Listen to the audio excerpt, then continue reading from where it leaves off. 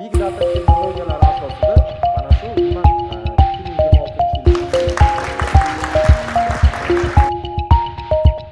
Fermer va dehqonlar uchun ekinlar holatini kosmosdan kuzatish, hosildorlik prognozini Sputnik ma'lumotlari asosida aniqlash bo'yicha platforma ishga tushiriladi. Bu haqida Agrobank tomonidan tashkil etilgan matbuot anjumanida ma'lum qilindi. Odatda kosmik monitoring tizimlari katta hajmdagi ma'lumotlarni yig'ish va tahlil qilishga qodir. Lekin O'zbekiston qishloq xo'jaligida asosiy muammo ma'lumot yetishmasligida emas, balki mavjud ma'lumotlardan samarali foydalanmaslikdadir. Ko'plab fermer xo'jaliklarida hatto oddiy agrotexnik tavsiyalar ham to'liq bajarilmaydi. Shunday sharoitda yuqori texnologiyali kosmik kuzatuv tizimlari real natija beradimi yoki u faqat statistika va hisobotlar uchun xizmat qiladimi? Umuman olganda mamlakatdagi infratuzilma bu loyihani joriy etishga qay darajada tayyor? Biz shu va shu kabi savollar bilan mas'ullarga yuzlandik.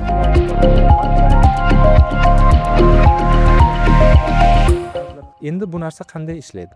Biz O'zbek kosmos agentligi bilan hamkorlikda hozirgi kunda 12 ga yaqin xizmatlarni yo'lga qo'yishni rejalashtirmoqdamiz. Ya'ni birinchisi haqiqatda ekilgan maydonni aniqlash. Ya'ni bunda paxta va g'alla maydonlari haqiqatda ekilgan, ekilmagan maydonlarni aniqlash. Bundan tashqari vegetativ davrini kuzatish, sug'orilmagan, suvsizlikka uchragan yer maydonlarini aniqlash, qishloq xo'jaligidagi agrotexnik tadbirlar, misol uchun aytaylik defoliatsiya, bo'lmasa mineral o'g'itlar sepish jarayonlaridagi mana shu 12 ga yaqin turli xizmatlarni biz olishimiz mumkin bo'ladi. Endi bu narsani kosmik monitoringdan olganimizdan keyin sun'iy intellekt asosida ma'lumotlarni qayta ishlaymiz hamda fermer xo'jaliklari uchun agrozamin biznes ilovasi orqali yetkazib beramiz. Ya'ni bunda fermer xo'jaligi buni alohida chop etishi yo bo'lmasam uni alohida joyga yuklashi shart talab etilmaydi. Bu xuddi har doimgi o'zimizni odatiy ilovalar kabi agrozamin biznes ilovasiga kirgan holatda o'z ekinlarini monitoringini chiroyli qilib tasvirlangan dashbordlar orqali umuman bemalol u yerdan olishi mumkin bo'ladi. Kosmik monitoringda yuqori piksellarda olingan tasvirlar bo'ladi hamda yuqoridan pastga qaratilgan rakurslar asosida buni suratlar asosida ko'rsatamiz hamda bunda misol uchun aytaylik biror bir riskka uchragan yo bo'lmasam aytaylik qishloq xo'jaligining vegetatsion rivojlanishida muammoga uchragan holatlarida uni alohida ranglar bilan ko'rsatib beramiz.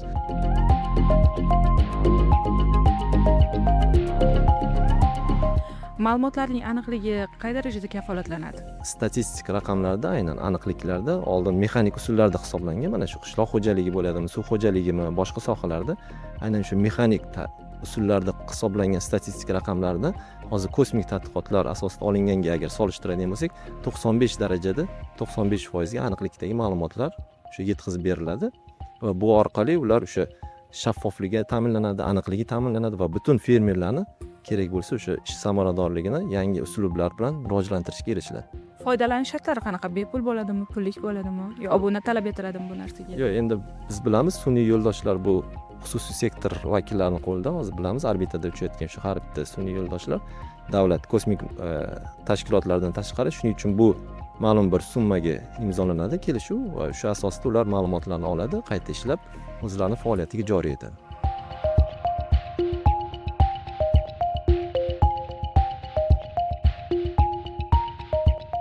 Fermer xo'jaliklari uchun albatta bu kabi tashabbuslar albatta yangilik hisoblanadi hamda mana shu tashabbuslar, mana shu loyihalar bo'yicha har bitta umuman fermer xo'jaliklarini bank qoshida tashkil etilgan fermerlar maktabida qolaversa mana shu agrozamin biznes ilovasiga yuklatilinadigan alohida o'quv kurslari bo'yicha alohida bularni o'qib doimiy bilim ko'nikmalarni berib ular uchun ham oson ham qulay bo'lgan bir tizimga aylantirishni o'z oldimizga maqsad qilib qo'yganmiz.